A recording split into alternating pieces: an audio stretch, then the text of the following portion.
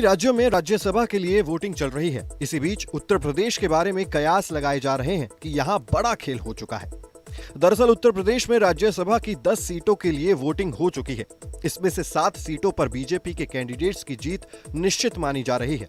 वहीं 2 पर समाजवादी पार्टी निश्चित रूप से जीत जाएगी। अगर राज्यसभा के जीत के आंकड़े और वोटों के गणित को समझें तो यह आंकड़ा साफ नजर आता है। अब दिक्कत 10वीं सीट को लेकर है।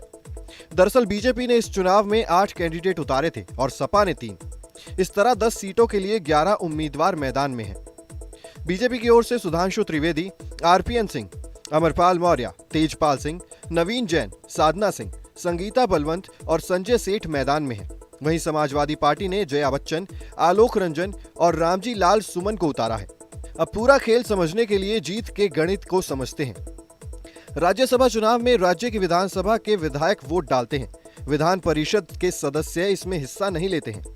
वोटिंग का फॉर्मूला यह है कि राज्य में जितनी राज्यसभा सीटें खाली हैं उसमें 1 जोड़ा जाता है और फिर कुल विधानसभा सीटों की संख्या से भाग दिया जाता है। इससे जो संख्या आती है उसमें फिर 1 जोड़ दिया जाता है। इसे ऐसे समझिए, यूपी में 10 राज्यसभा सीटों के लिए वोटिंग होनी है। इसमें 1 जोड़ा तो होता है 11। यूपी में वैसे तो विधानसभा सीटों की संख्या 403 है, लेकिन मौजूदा समय में 4 सीटें खाली हैं, इसलिए 399 विधायक हैं। अब 399 से 11 का भाग दिया जाए तो संख्या आई 36.272, जिसे 36 माना जाएगा। अब इसमें 1 जोड़ा जाए तो संख्या आई 37, यानी राज्यसभा की 1 सीट जीतने के लिए 37 विधायकों के वोट जरूरी होंगे। राज्यसभा चुनाव के लिए सभी विधायक सभी उम्मीदवारों के लिए वोट नहीं करते हैं। एक विधायक एक ही बार वोट कर सकता है। उन्हें बताना पड़ता है कि पहली पसंद कौन है और दूसरी पसंद कौन है। विधानसभा में बीजेपी के 252 विधायक हैं, जबकि बाकी 34 विधायक उसकी सहयोगी पार्टियों के हैं। 2 विधायक राजा भैया की पार्टी जनसत्ता दल के भी हैं। ये समय समय पर सरकार के साथ ही खड़े नजर आए हैं। अगर इन्हें भी जोड़ लें तो बीजेपी के पास 288 विधायकों का समर्थन है।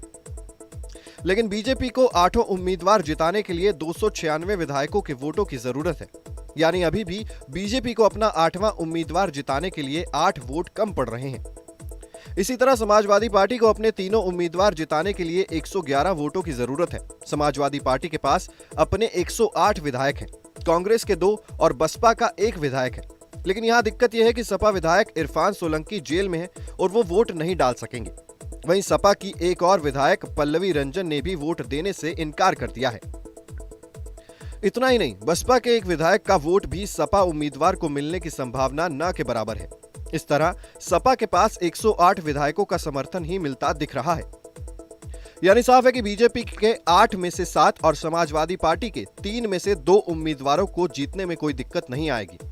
आखिरी उम्मीदवार किसका जीतेगा, इस पर सबकी नजर लगी है। सोमवार रात को एनडीए ने अपने सभी विधायकों की बैठक बुलाई। साथ ही सीएम योगी आदित्यनाथ ने सभी विधायकों को डिनर पर बुलाया। उधर सपा ने भी विधायकों के साथ बैठक की, लेकिन मीडिया रिपोर्ट्स का दावा है कि बैठक में 8 विधायक नहीं पहुंचे हैं। इनमें पूजा पाल, राकेश प्रताप सिंह, अभय सिंह, महारानी देवी, विनोद चतुर्वेदी, राकेश पांडे, मनोज पांडे और पल्लवी पटेल हैं। विधायकों के नहीं आने और सीएम योगी के डिनर को जोड़कर देखा जा रहा है। अब रिजल्ट पर सबकी नजरें लगी हुई हैं।